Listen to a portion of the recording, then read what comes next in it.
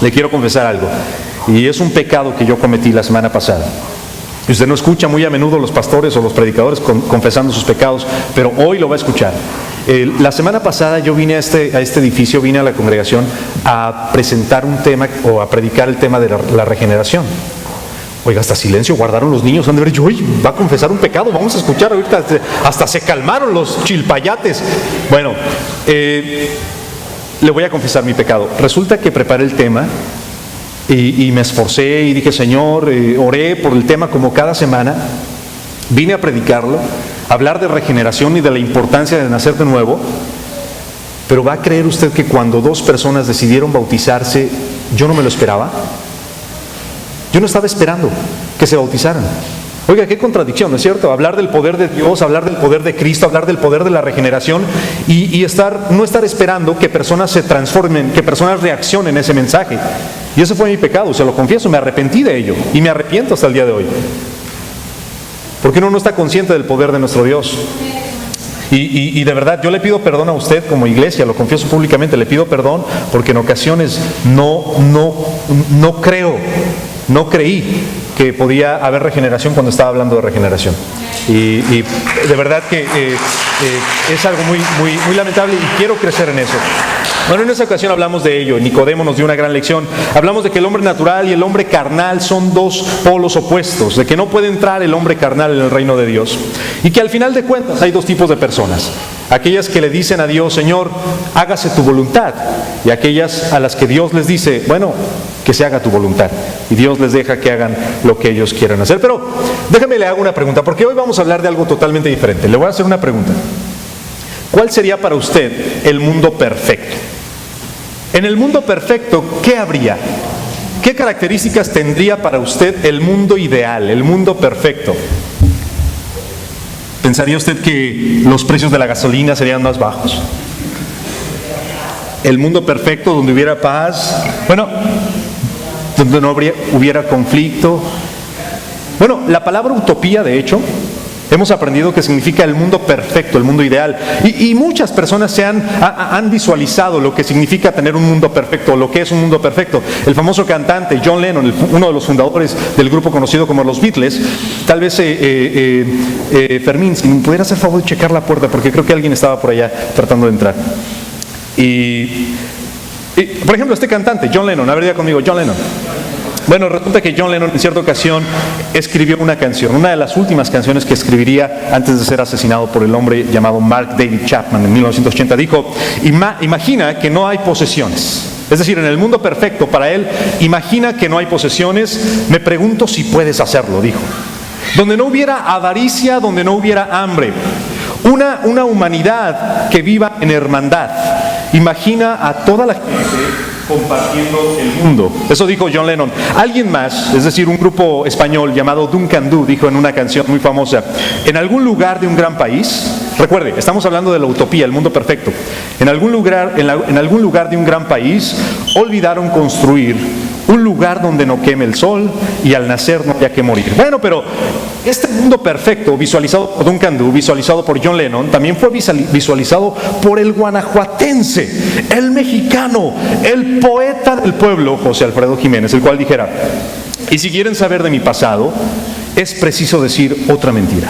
Les diré que llegué de un mundo raro, que no sé del dolor, que triunfé en el amor y que nunca he llorado. En la mentalidad de este gran poeta, el mundo perfecto es aquel en el cual no habría dolor, en el cual habría amor y en el cual no habría lágrimas. Muy parecido a ese mundo que se nos promete en la Escritura, ese mundo que usted y yo anhelamos, ¿no es cierto? Pero que sabemos perfectamente que no existe en esta creación, que no existe en esta tierra. Una tierra que el salmista le llama un valle de lágrimas, un valle de dolor. Pero la historia que hoy quiero compartir se encuentra en Juan capítulo 8. Usted la conoce bien. Es la historia de la mujer adúltera. La he escuchado tantas veces. La hemos escuchado especialmente en los medios de comunicación, cuando se nos dice, el que esté libre de pecado, que tire la primera piedra. Lo hemos utilizado, esa frasecita la hemos utilizado en el trabajo, la hemos utilizado en la familia cuando se nos acusa de algo. Dice, tú hiciste esto. Y uno dice, pues el que esté libre de pecado, que tire la primera piedra. Y es la forma de justificar sus errores. Pero el día de hoy vamos a aprender la historia de una manera totalmente diferente. ¿Está listo? Abróchese el cinturón, porque vamos a escuchar cosas que le van a retar, le van a confrontar y que probablemente algunas de ellas no le van a gustar. Otras de las cosas que hablemos, usted va a decir, esta la voy a apuntar porque se la voy a decir a mi viejo cuando llegue a la casa. Esta la voy a apuntar porque la voy a publicar en el Facebook. Esta la voy a... Es decir, muchas cosas usted y yo vamos a aprender en esta tarde. Nos vamos a concentrar en la historia de esta mujer de la cual no sabemos su nombre, pero se encuentra en Juan capítulo 8, del versículo 1 al 13. En el Nuevo Testamento. Y aunque no sabemos su nombre, la he dejado para el final de esta serie, no por ser irrelevante, no porque no sepamos su nombre, sino porque la conexión que tiene con Jesús tiene muchas lecciones que darnos. Por ejemplo, usted sabe que este relato se encuentra en el Evangelio de Juan. El Evangelio de Juan se sabe que fue uno de los últimos escritos de los 4 evangelios. Es un evangelio que trata temas como el agnosticismo o esta lucha entre si Jesús era el Hijo de Dios o no era el Hijo de Dios. Y esta historia es como una espada, como aquel torero que ve al buril, al toro, y le encaja la espada de una forma especial en el momento indicado. Y esta historia llega en un momento indicado en este evangelio de Juan. Varios elementos. Dice que Jesús, una noche anterior al encuentro con esta mujer, se fue al Monte de los Olivos y estuvo orando. El Monte de los Olivos es el mismo lugar donde tiempo después se habría de transfigurar. ¿Se acuerda que apareció con Elías y con Moisés? Que sus discípulos se espantaron, que Pedro respondió, bueno, es para nosotros estar aquí, queremos construir una enramada, y que el maestro le pegó una regañada. Salió verso sin esfuerzo, pero lo regañó porque, ¿qué son esas cosas, Pedro?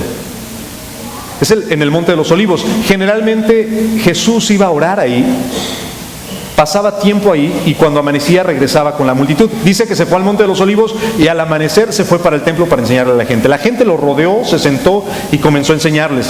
De pronto, dice la Escritura, que se acercaron los escribas y los fariseos con una mujer. La aventaron en medio de la multitud que estaba ahí cerca del templo. La aventaron en medio para que todos la vieran, y Jesús especialmente la viera. Y le dijeron, maestro, esta mujer fue sorprendida en adulterio. La ley nos demanda que la apedreemos. ¿Qué dices tú?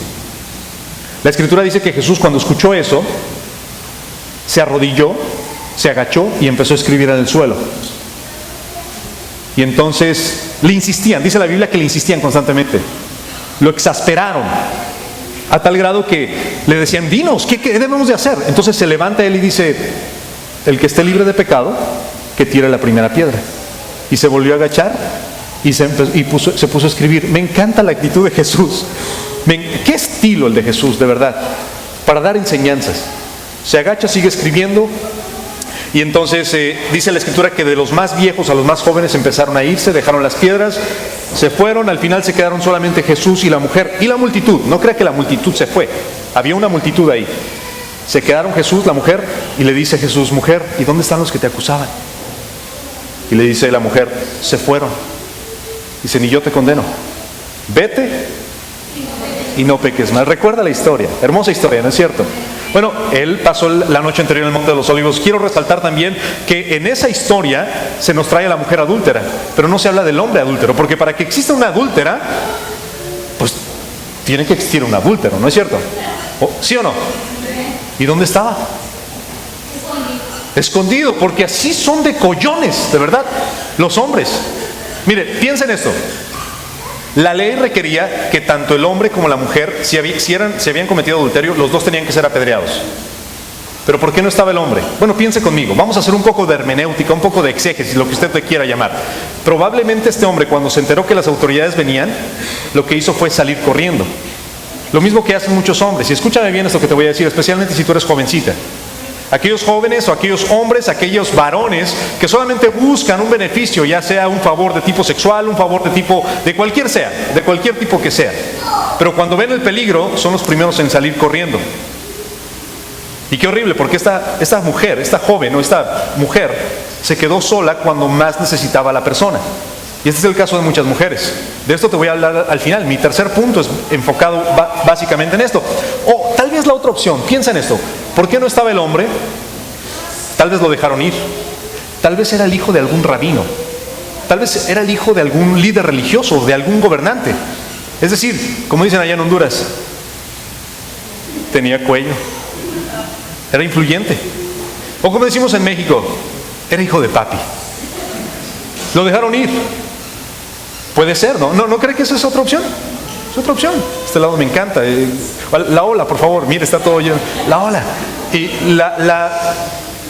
la otra opción es que probablemente se fue corriendo, o tal vez era influyente, o simple y sencillamente era un hombre que había puesto un 4, es decir, había puesto una trampa a esta mujer. Cualquiera que haya sido el caso, no estaba. La Biblia decía, es decir, el Antiguo Testamento decía que los dos tenían que ser apedreados. Levítico 20:10 dice: si un hombre cometiera adulterio con la mujer de su prójimo, el adúltero y la adúltera serán muertos. Deuteronomio 22:22, me encanta, 2 dice: si fuera sorprendido alguno acostado con una mujer casada, con marido, ambos morirán.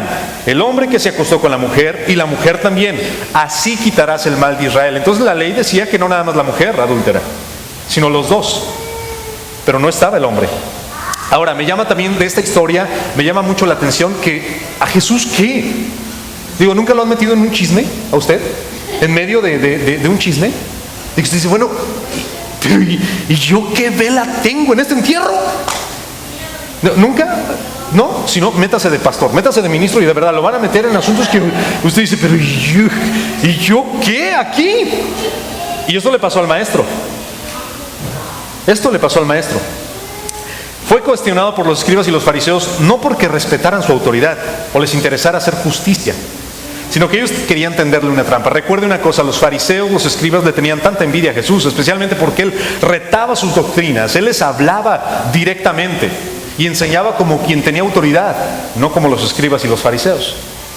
Entonces estaban buscando siempre un pretexto para hacerle caer en error. La razón por la que le dijeron, oye, ¿la apedreamos? Es porque si Jesús decía, sí, hay que apedrearla, se iba a meter en problemas con el Imperio Romano, porque los judíos no podían declarar sentencia ante nadie. ¿Recuerdas cuando llevaron a Jesús ante Pilato y que le dijeron, crucifícalo? Y dijo, pues ustedes júzguenlo. Dice, no, es que nuestras leyes no nos permiten matar a nadie.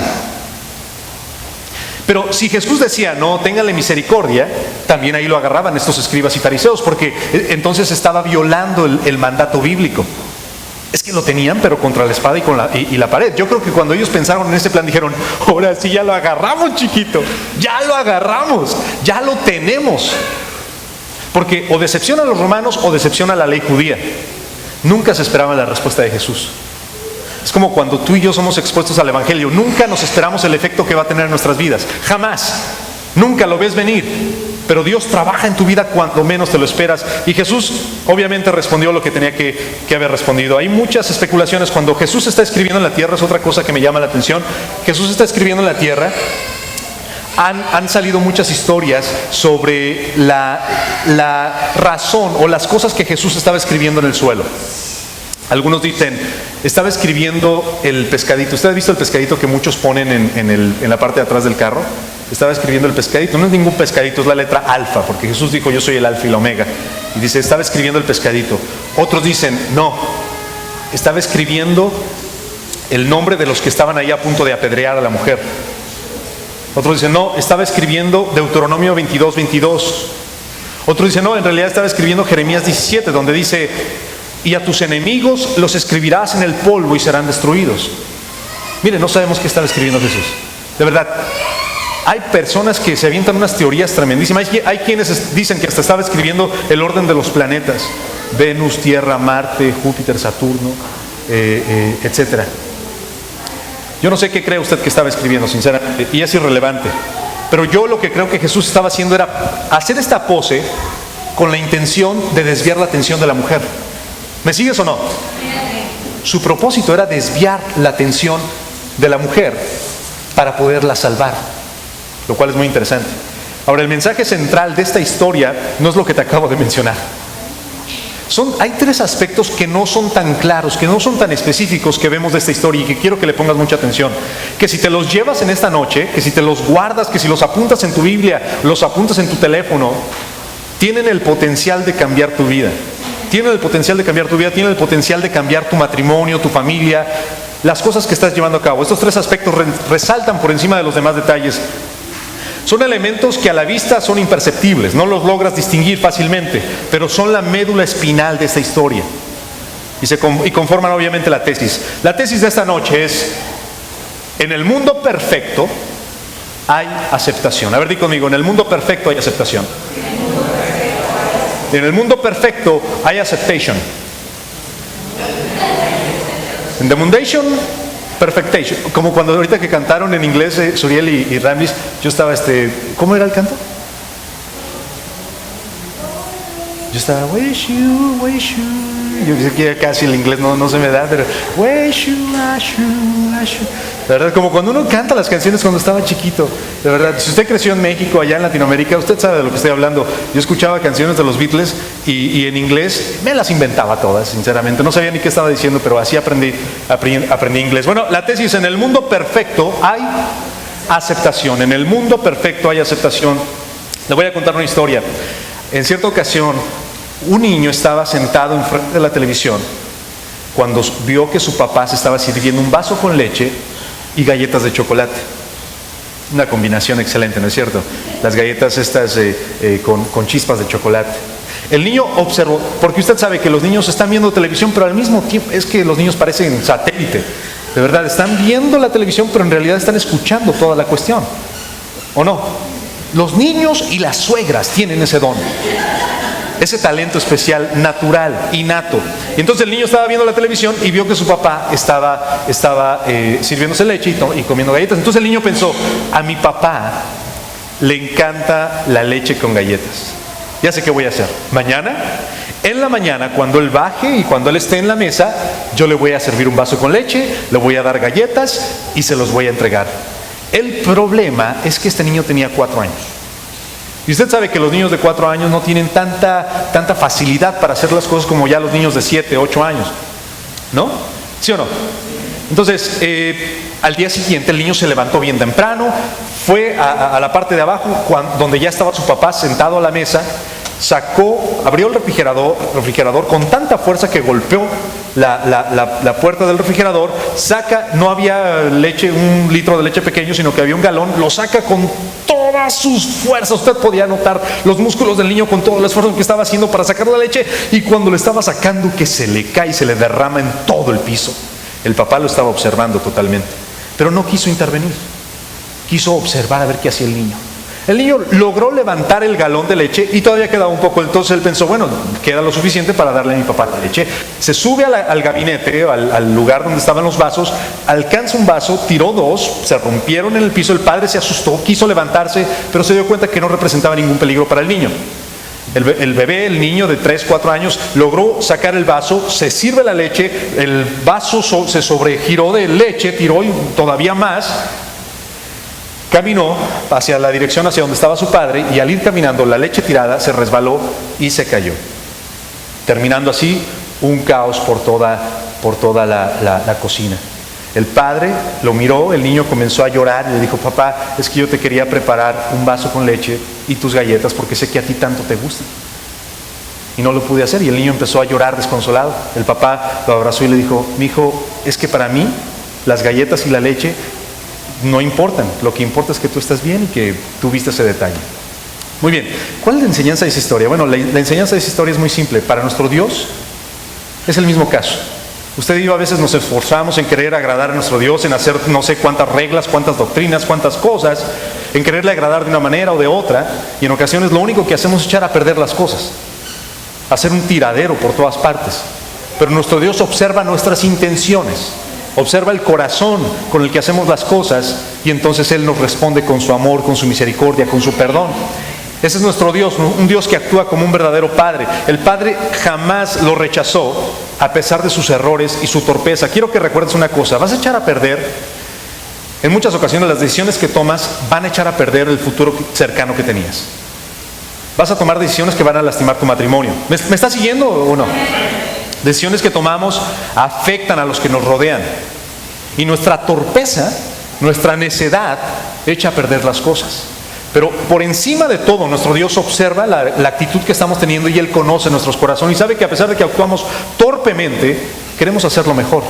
Y Él ve esas intenciones. Y esta historia me recuerda el caso de esta mujer. En el mundo perfecto hay aceptación. Es que en el mundo perfecto hay aceptación para el pecador. En ese mundo perfecto que nuestro Dios nos promete, hay aceptación para el pecador. El perdón que la mujer adúltera Me hubiera encantado que tuviera un nombre, ¿no? Como la mujer con flujo de sangre, tampoco la Escritura le da un nombre. La tradición después le pondría Verónica a esta mujer con flujo de sangre. Pero no sabemos cómo se llama esta mujer adulta. Pero el perdón que esta mujer recibió fue inmediato, fue inmerecido y fue incondicional. Inmediato, es decir, no hubo a ver, hija, pues confiésame, ¿cuántas veces fuiste con este hombre? No, pues 3. No, si hubiera sido las 2, entonces, pero 3 no, porque 1 no es ninguna, 2 es la mitad de 1, 3 es 1, y como 1 no, hija, mucho pecado. No, de ninguna forma. La verdad es que el perdón que recibió fue inmediato. En ese momento, el Señor, nuestro Dios, el Todopoderoso, el Logos, el Alfa y el Omega, la perdonó. Fue inmediato, pero en segundo lugar fue incondicional. No le dijo, mira, tienes que hacer una caminata, tienes que ir a visitar, tienes que irte de rodillas hasta el altar de la iglesia de Bamel, o tienes que hacer X o Y cosa. Fue inmediato, fue incondicional y fue inmerecido. Porque, ¿sabes? Algo que observo de esta historia es que esta mujer en un momento le dijo, Señor, ¿me perdonas? Señor, mía culpa. En ningún momento. Pero el Señor conocía el corazón y recibió un perdón que no merecía. Lo recibió inmediatamente y lo recibió incondicionalmente. Pero en segundo lugar, el concepto número 2 que veo de esta historia es que en el mundo perfecto hay aceptación de mis errores. En el mundo perfecto, los religiosos reconocen sus errores. En el mundo perfecto, en el mundo ideal. En la realidad no es así. Mire, a estos que estaban listos para apedrear a la mujer, me encanta porque ellos reconocen. Jesús les dice, el que esté libre de pecado que tire la primera piedra. Y ellos empiezan a tirar las piedras, empiezan a dejarlas ahí, no a arrojarlas, a dejarlas. Yo creo que necesitamos más de esto en las iglesias, de verdad, necesitamos más de esto en las iglesias. Personas que están dispuestas, en lugar de tirar la piedra, porque oiga, bueno, obviamente no en esta iglesia, pero en muchas otras iglesias hay gente que está lista para tirar la piedra, de verdad. Ven que alguien cometió un error, listo para tirar la piedra. No 1, 2, ni siquiera la piedra. Tipo Arnold Schwarzenegger, de verdad. Ahora sí, mira, esta para cuando se ofrezca. Y esta también. Listos para tirar la piedra. Pero lo que la Escritura me invita, o el ejemplo de estos hombres y de estos escribas y de estos fariseos, es que reconocieron que también eran pecadores. Cuando tú estés listo, mira, escúchame bien esto, iglesia. Cuando tú estés listo para criticar, para lanzarle una piedra a alguien que ha cometido pecado, piénsalo 2 veces. Porque el que, así como juzgas, serás juzgado. El que a hierro mata, a hierro muere, le dijeron a Pedro. Con la vara que mides, serás medido. Tú ten cuidado. No tires piedras. Mejor lanza pétalos, ¿no es cierto?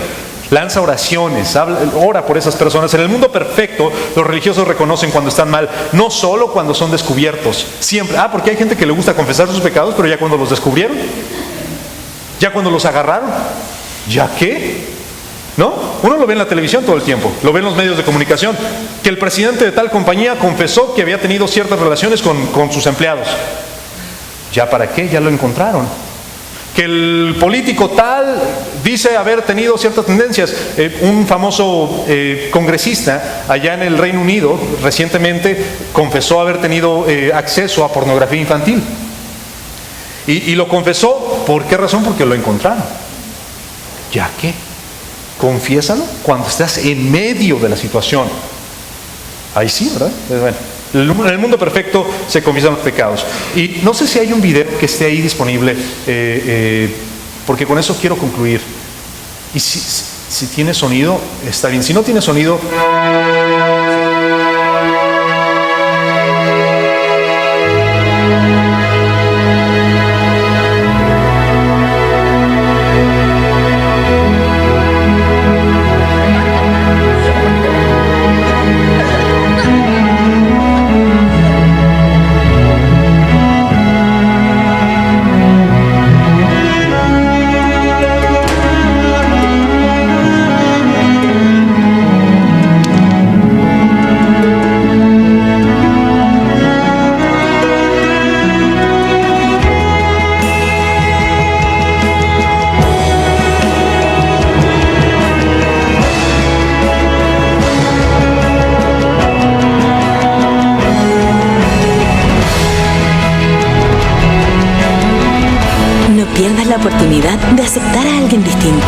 pierdas la oportunidad de que te cambie la vida.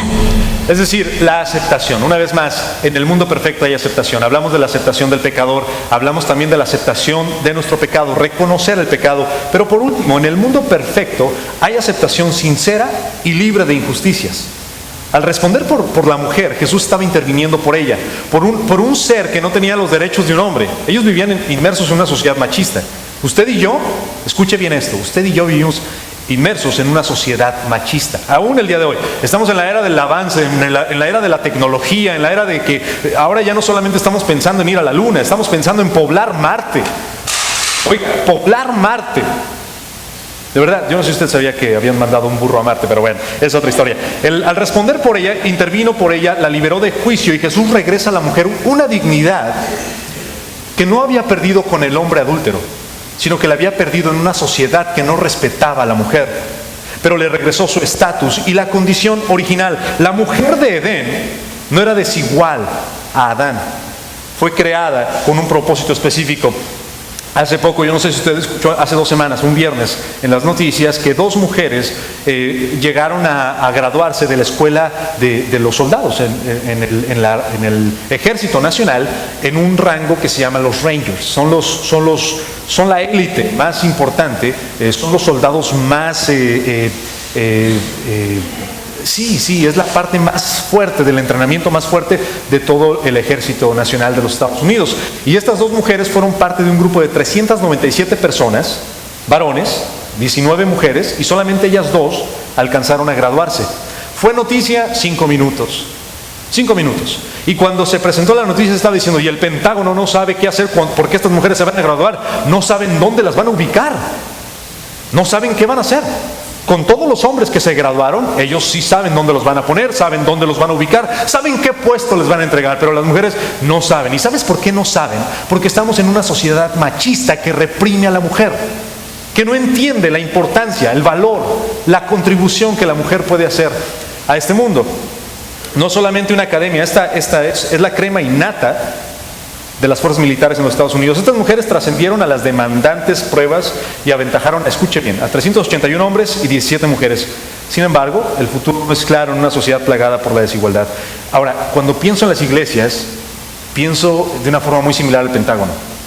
Creo que en muchas iglesias se ha limitado a la mujer a ser simplemente, pues aquella que prepara las donas, aquella que prepara la comida, aquella que cuida a los niños, aquella que hace un trabajo ahí nada más. Pero no se le da ese valor. Uy, ahora sí ya se calmó todo, silencio. Pero es que es cierto, estamos hablando de cosas serias. Porque este mal que esta mujer adúltera vivió es el mismo mal que se ha traspasado de generación a generación. En las iglesias se ha modificado la manera de tratar el tema del homosexualismo. Ahora se habla con más cuidado. Ahora ya no se habla de una forma tan abierta. El pecado del homosexualismo, aquellos que son gays y el infierno. Ya no se habla de eso porque la ley de alguna forma regula, controla el tema que los ministros o los predicadores o usted mismo como miembro de la iglesia, la manera en la que se refiere. Ahora usted debe ser más cuidadoso, según nos dicen las leyes. Pero ¿qué hay de esa desigualdad entre la mujer? No hay ninguna ley que lo prohíba. A pesar de que hay una Carta de los Derechos de los Estados Unidos que nos dice que todo es igual, que no hay hombres, no hay mujeres, no hay judío, no hay griego, sino que todos somos iguales, todos tenemos libre derecho de expresión, de libertad de religión, libertad de discurso, etc. A pesar de eso, no hay una igualdad entre los hombres y las mujeres. Y Jesús vino a darle a esta mujer el lugar que merecía. ¿Sigues o no? ¿Sigues conmigo o no? A pesar de ello, las mujeres siguen siendo consideradas por debajo del estándar, a pesar de su clara ventaja sobre muchos hombres. No le dé pena reconocer. Hay mujeres con mayor capacidad. Estas 2 mujeres de parte de los Rangers demostraron que eran por lo menos más valientes que yo, de plano. Yo no aguanté una semana de entrenamiento de fútbol americano. Una semana no aguanté. Me llevaron a fuerza. En taekwondo, oiga, me pusieron unas arrastradas tremendísimas. De verdad. Por eso agarré la guitarra desde el primer día y dije, mejor no la suelto porque si no me van a llevar ahora a karate o alguna otra cosa, a box. De verdad. Pero estas mujeres demostraron no solamente la valentía, sino la tenacidad, la disciplina que a muchos hombres les falta. Yo te quiero invitar en el nombre del Señor a que recuerdes una cosa, que en el mundo ideal hay aceptación hacia el pecador, hay aceptación de mis errores, pero también hay una aceptación sincera, humilde, auténtica hacia aquellos que son diferentes. Que a partir de hoy seas una persona que hace de la aceptación su modo de vida, su modus vivendi. Y que cuando veas a una mujer, logres ver el propósito divino que Dios ha infundido en ella y el gran regalo que Dios entregó a la humanidad. Esta mujer fue rescatada, fue dignificada, fue puesta en el lugar correcto y al final el Señor la mira a los ojos, le dice: ni yo te condeno, vete y no peques más.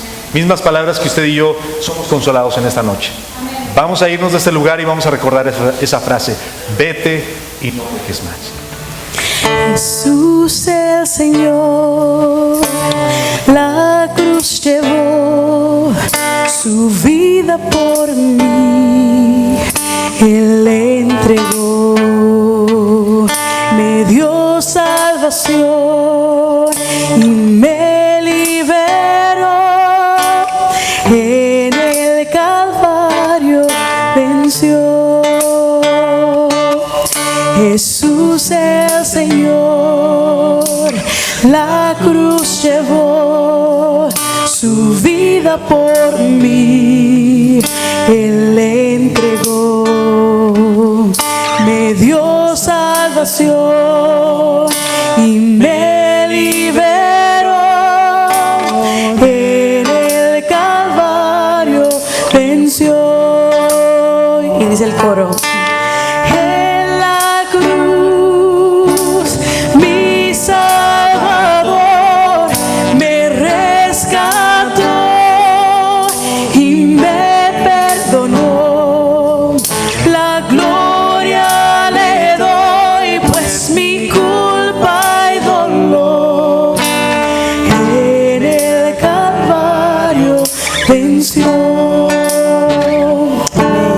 no existe poder ni autoridad que de su amor me pueda apartar.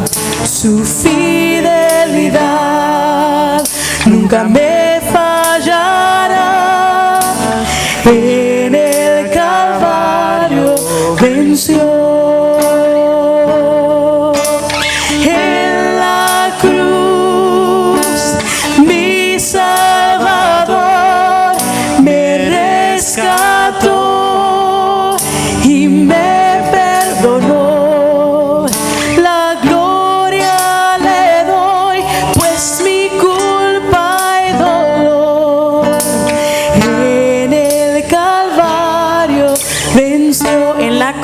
Salvador, en la cruz, mi Salvador me rescató y me perdonó.